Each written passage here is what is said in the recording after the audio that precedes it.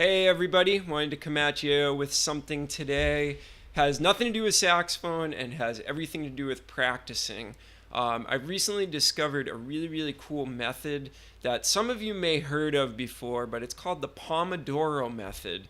And it's not just for practicing music, it's been used all over the world by people in all professions trying to do all kinds of different things, but I've really come to enjoy this method of practicing. And basically, it's based on neuroscience. It's based on the fact that the brain can really only focus on something for about 20 to 25 minutes at a time before your cognition of whatever you're working on starts to drop off, like drop off a cliff.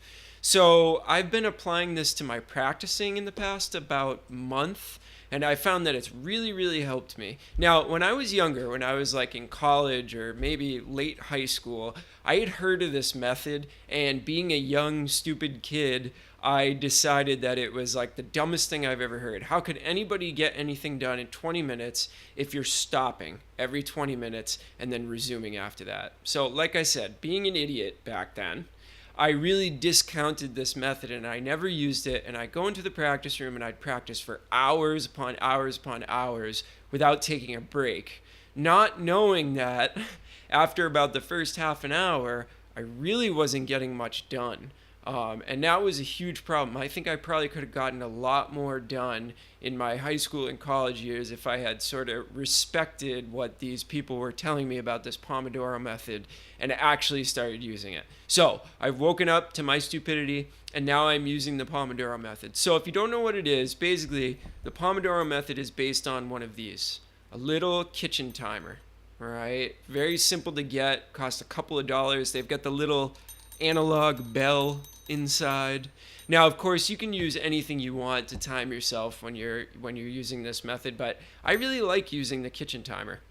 It's a solid little thing that's separate from my phone, separate from my computer, and it's just something that I use for only this or maybe cooking something in the kitchen. So I really like actually using the physical kitchen timer. But basically the theory is that our brain's ability to learn new information drops off after 20 minutes. So what I do is on a daily basis, I'll take you through my routine. I warm up. Now, I don't use the timer for this because warming up is not really learning new information. I mean, I'm always constantly working new things into my warm up, but I don't consider it something that takes like all of my brain power to really get through.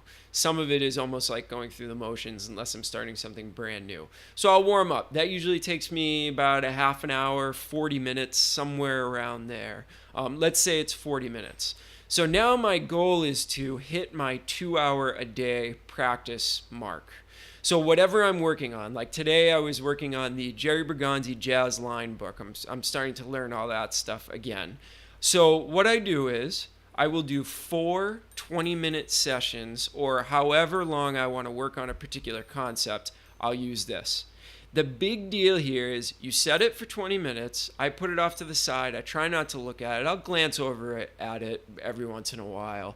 But this thing is ticking away in the background for my 20 minutes, and I'm focusing as hard as I can for those 20 minutes on exactly what I'm doing, trying to incorporate that new information, get the new information underneath my fingers, and I'm really focusing 100% for 20 minutes. Soon as that bell goes off and my 20 minutes is up, I take a break. Whether it be 5, 10 minutes, a half an hour, whatever, I'll go and do something else. Okay, I'll go and reply to some emails, make some phone calls, listen to a few tunes that I've been meaning to listen to. The important part is I'm putting the horn down and I'm giving my brain a rest from the concept that I'm working on. Then I'll come back.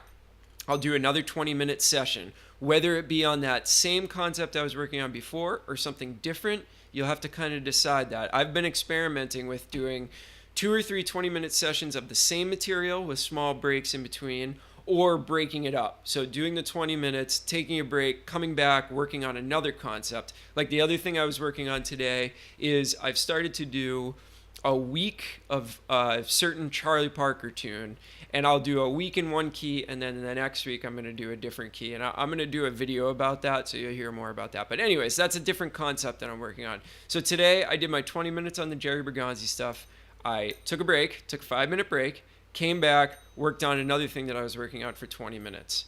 Then I took another break, a little bit longer break this time, about 20 minutes. And then I came back and I spent another 20 minutes on the Jerry Bergonzi stuff. Took a break. Then I came back and did one more 20-minute session to complete my 2 hours of practicing, with the warm-up taking about 40 minutes and then 4 more 20-minute sessions after that. And what I found is, normally when I start to get distracted and I start having a lot of trouble with things, now that I'm taking a break and coming back, when I come back, my brain is on again. Just simply giving it that little bit of a break really, really gets you geared up for the next 20 minutes. And the other thing too is that if you have trouble practicing for long periods of time because you get bored, or I don't know, you get too lost in the concept, or you get sidetracked, this is a really, really nice method, because all you have to get through is that 20 minutes, and then you give yourself a break. Then you come back and do 20 minutes. So it's like a little bit of encouragement too. If you feel like, oh, I can't practice this anymore, all you have to think to yourself is, get through the end of this 20-minute session. So the Pomodoro method, there's tons of reading that you can go out and do on this method. That, like I said, relates to more than just music. So go out, do a little bit of research, read the science behind this method, and I think you'll see that it can be really valuable for you. It has been for me. I just can't explain the amount of productivity, the increase in productivity that I've seen since I started doing this. I think this is going to be a huge part of my life, and it's kind of changed the way I work on getting better at the saxophone and music in general. All right, let me know if you have any experience with this Pomodoro method. Leave some comments below. Let me know what you think about it. Have you tried it? Do you hate it? Do you love it? Let's start a discussion. All right, guys, I'll see you on the next video. Have a great day.